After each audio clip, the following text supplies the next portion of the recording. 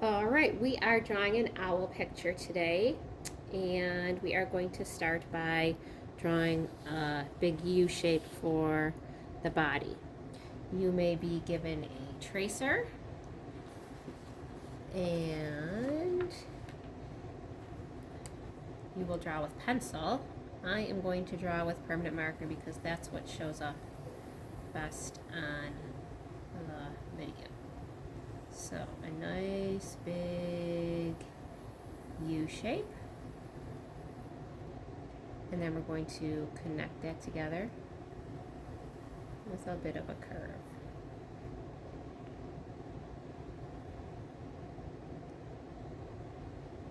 Alright, then we're going to draw two nice big circles for eyes.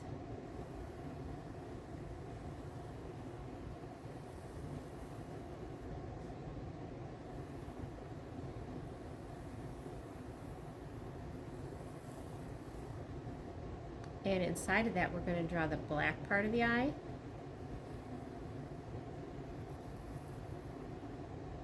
With a little bit smaller circle. And then inside of that, we're going to draw the shiny part of the eye.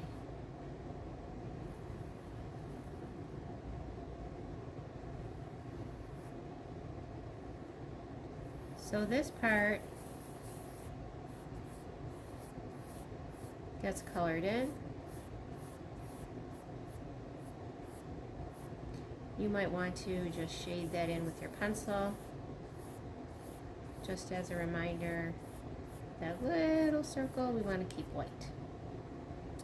Alright, then we're going to draw the beak by making a line going across, and then a letter V.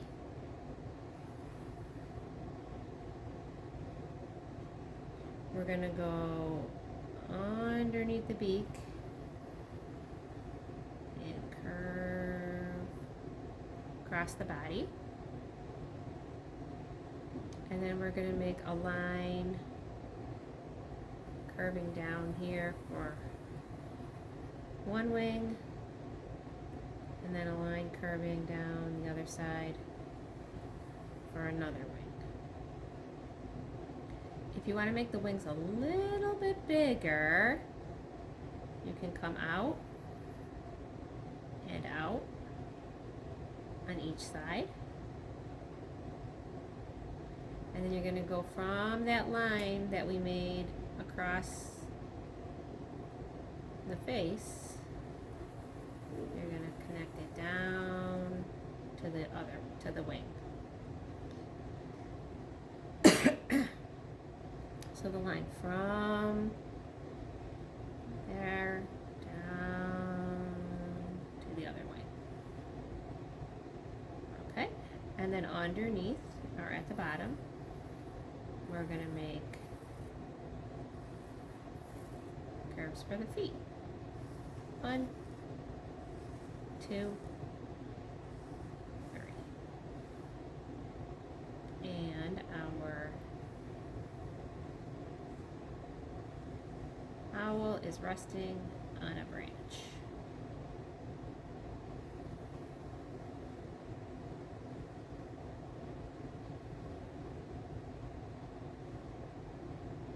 Okay, back up to the body. We're going to draw curving lines for the feathers.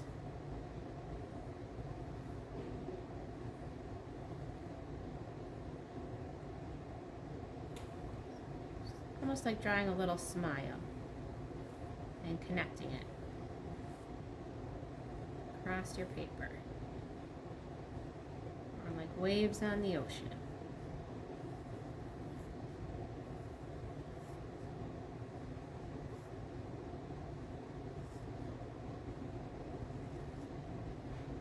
Okay, and then way up high in the sky, a circle moon. Now I have these lines inside the wings here, so I'm just going to add a few more.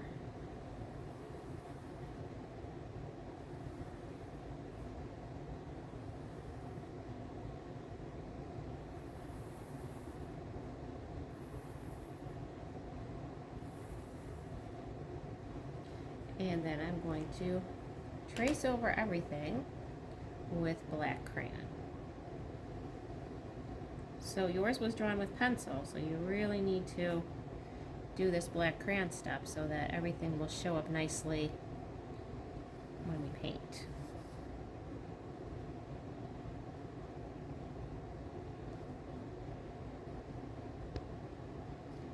So tracing around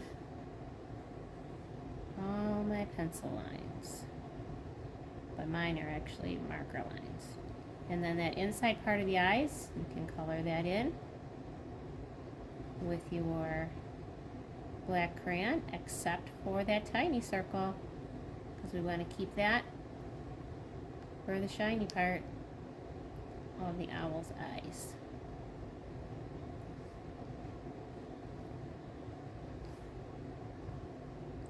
So if you're tracing along and you accidentally miss part of your pencil line, you can just always go back and trace over it.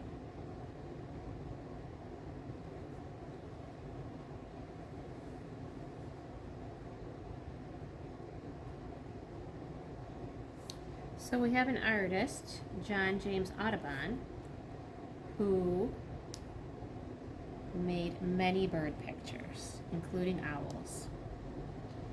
He made these pictures for a book called The Birds of America, and this was used by scientists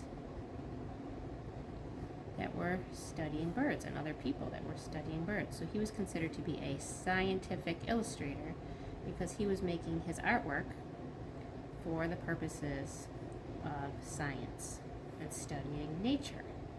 He was also a naturalist because John James Audubon would go out in nature and study the birds in their natural environment.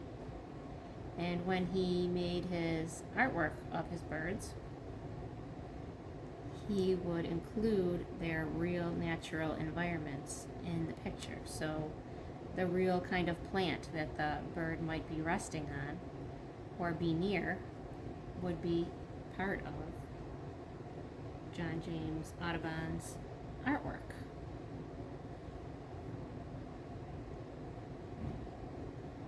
So his snowy owl painting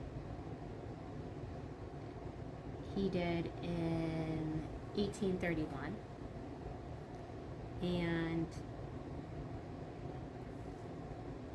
the final artwork was actually an engraving or an etching, and then it was used to make a print, and then the print was colored either with watercolors or colored pencils to add color to the picture. Okay, so after we outline everything, we're going to color in the branch.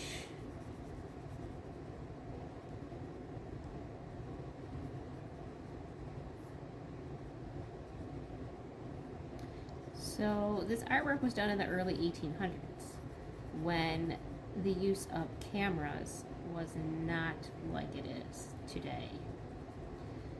It wasn't available. Cameras were not like they were today, or they are today. So sometimes John James Audubon would have to go out in nature and capture the birds, and the birds would have to be hunted and then brought back to the art studio, and then he would position them by pinning up the different parts of the bird, the way that they would actually behave in nature, and then make his artwork based on that. So we don't have to do that today because we have cameras and cell phones with cameras to do that. Okay, so we are going to paint. We are using our watercolor paints, or these are tempera cake paints that work a lot like watercolors. And so I'm just going to get my paintbrush wet. And remember, I say no tapping because that splashes the water and paint where we don't want it to go. You're just going to move your brush along the inside of the cup. And then I decided to paint the head with green. So I'm going to take my brush around the green, my wet brush, and then just carefully try to stay within my lines.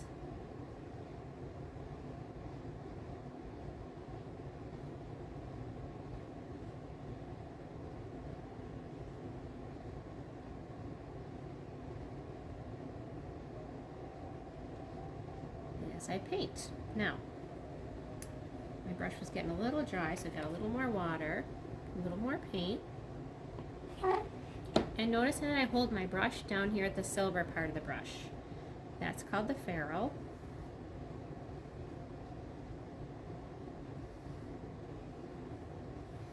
And that helps me to be able to control my paint almost like I'm drawing.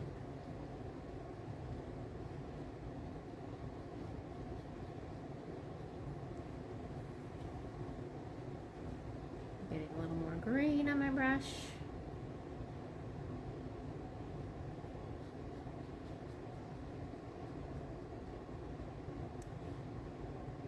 And the nice thing about the black crayon is that when you are painting, it will still show up, even if you go over it a little bit by accident. I'm going to clean out my brush really well. Again, move it along the inside of my cup. And now I'm going to get some blue for the body. So I'm using cool colors today. Green and blue and purple are considered to be the cool colors. They're next to each other on the color wheel. And they're next to each other in the rainbow order.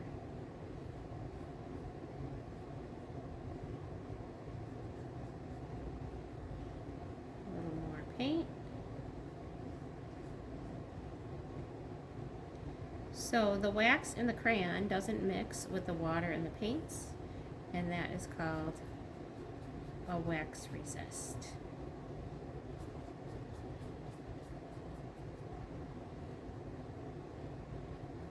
That's why our nice crayon lines still show up nicely.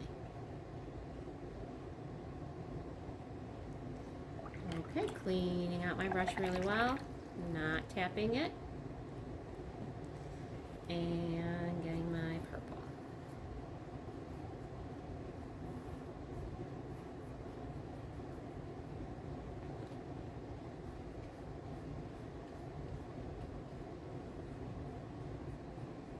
And I'm using purple for the wings.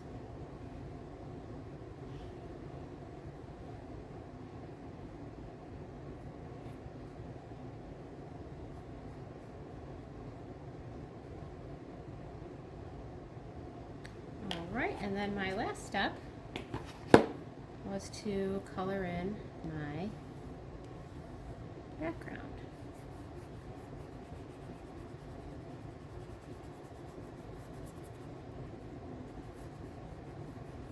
So if you have a small piece of black crayon, you can color in quickly like this.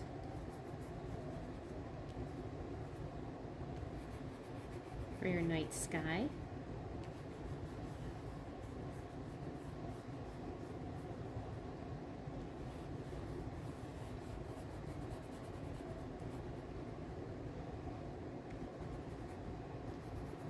Or you can just color in the usual way if you have a larger crayon that still has the point in the wrapper. All right, and good luck with your owl picture. I hope it turns out just beautifully for you.